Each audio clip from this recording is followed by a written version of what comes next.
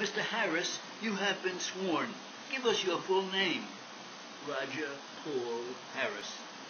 Are you a resident of Chicago? Yes, I am. Tell us your age and how long you have lived there. I am 45 and have lived here nearly all my life. Are you married, sir? Yes. And do you have a family? A 16-year-old boy who lives at home and a married daughter who lives in Denver. What kind of work do you do? I am the manager of the Acme supermarket on Illinois Avenue. That is just outside the city, nearby the airport. Is that correct? Right. How long have you been employed in that particular Acme store as manager? Going on 3 years now. Were you so employed on May 15th, 1976? Yes, I was. What day of the week was that? Do you recall? It was a Thursday. That is the day when the defendant in this case is alleged to have robbed your store. Do you remember that day? I remember it well. What time of day did this alleged incident occur? It happened about 8:15 or 8:25. In the evening? Yes, about half an hour before closing. You normally closed the store at what time? Regular hours on Thursday was 9 to 9. Now, sir, I want you to give us the best description you can of what happened that night, as best you recall it. Where were you when you first noted something unusual? I was in the office checking the day's receipts when my assistant manager came in and told me something funny was going on. Go ahead.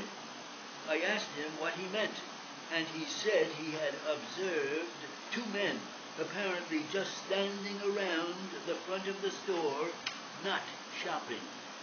What was so unusual about that? Well, he also said he thought he saw something protruding from the jacket of one of the two men and something that looked possibly like a gun handle. Where was this man standing when your assistant manager noticed him? At the front of the store, about the middle, near the line of grocery carts. This is where the carts were kept for customers to take as they walked into the store to shop? That's right. They are lined up near the front windows. Would you please give the jury a brief physical description of the front part of your store? There is a row of checkout counters with cash registers running from the doors across the front of the store from one side to the other. As you would stand at a counter checking out, where would the entrance be? To your right. And your office is on the other side at the front? Yes. What happened next? I stepped out of the office and walked to the first aisle to get a better look.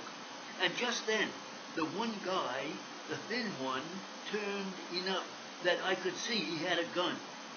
What kind of gun could you see? It was definitely a double-barreled, sawed-off shotgun. He had it stuck in his belt, but when he turned, you could see it sticking out. Where was the other man at that point? I don't know for sure. I just turned around and went into the entrance to the back room and told the stock boy to call the police because we were being robbed. Had either of the two men done anything up to that point? No.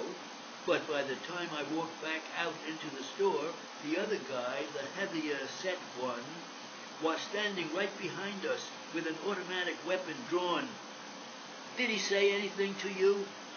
He told us to get back in the office quick, you know. Then the thin one came up and told me to give him what was in the drawer. Did that man have a weapon drawn then? Oh, yes, he had that shotgun pulled out in front of him, waving it around. Did you do as he instructed you? I opened the drawer, but it was empty.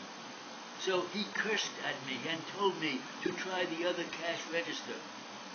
Was this in the office or at the checkout counters?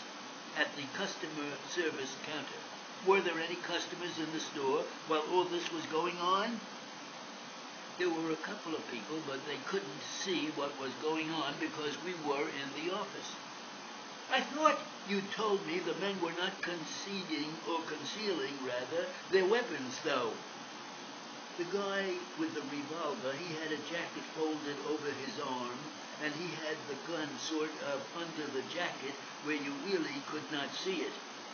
Was the other man in that office too? Yes, he had his shotgun out, but you couldn't see it from out in the store, I don't think. Did these men actually get any money? They certainly did, about $800 in cash. It was a Friday night. Is it your testimony, Mr. Harris, that still at that point no one else in the store had noticed what was going on? That's correct. When I put the money in a brown paper bag for them, they started to back out of the office, and the guy told me if I tried to follow them, I would never see daylight again. Who was carrying the bag as they left the store? The heavy-set one. Were you able to see where they went after they exited the store? They walked out the front doors of the store and ran to an old Pontiac in the parking lot, got in, and took off.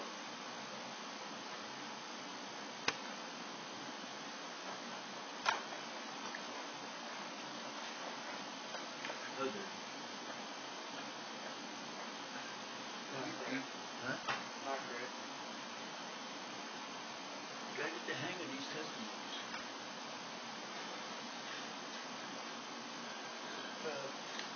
Let's call it a day. I'm gonna go down and